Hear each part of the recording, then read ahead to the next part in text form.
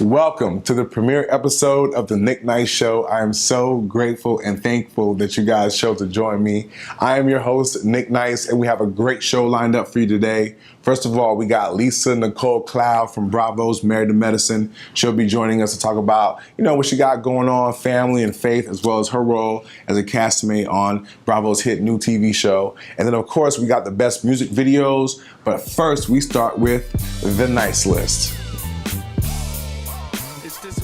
Sure, but I believe in this country. I believe there's opportunity around the next corner for all of us. First up, we have Eric Cantor, who lost in a stunning defeat in his primary. Now, to be primaried means that you're a Republican and some dude you never heard of before, but who's to the right a little bit more than you, beats you unexpectedly. And even David Bratt, some college professor for some school, didn't expect to win, but he did, which is like crazy because that really never happens. Plus, on top of that, Eric Cantor is a staunch Tea Party advocate. Like, he's been their main man almost in the Republican Party and in the House. And on top of that, right, he's been there since 2000, which tells me one thing, that when it comes to Republican primaries, those voters ain't loyal. No, they're not. Ginobili the other way in transition to the glass with a left-hand slam, rising to the rack.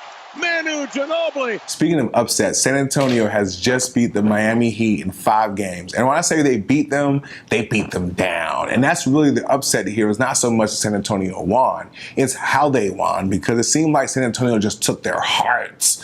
I mean, they won 4 games by like 15 points or more.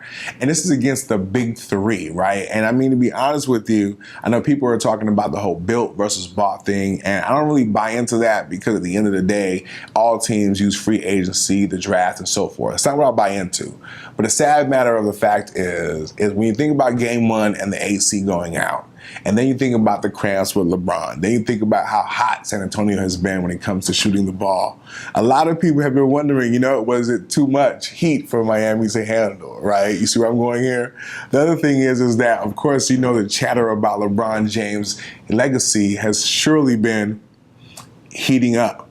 And I don't know about you, but if you ever watched the pregame and LeBron's giving his speech, I'm thinking like it's a bunch of hot air.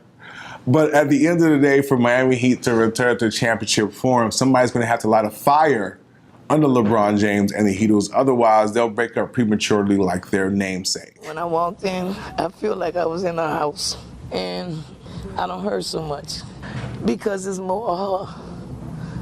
And it's like she's not dead. It's not like a funeral home. Speaking of dead on arrival, you have Miriam Burbank out of New Orleans, right? She passed away recently, unfortunately, but her kids decided, we want to do something special for her mom, and we want to show her like she lived. And supposedly, while she was living, she was the life of the party.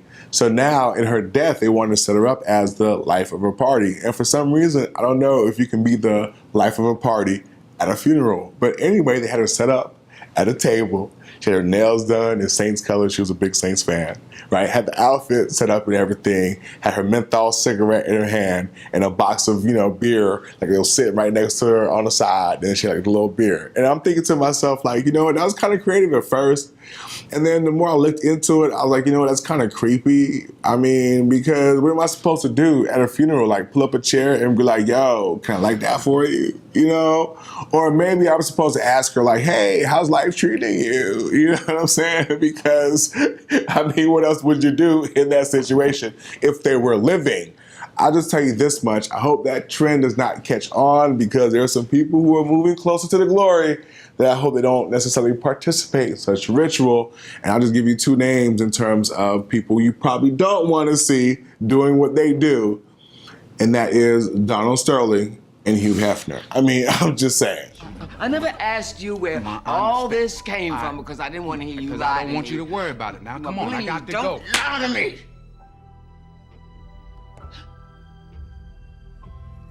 Don't do that.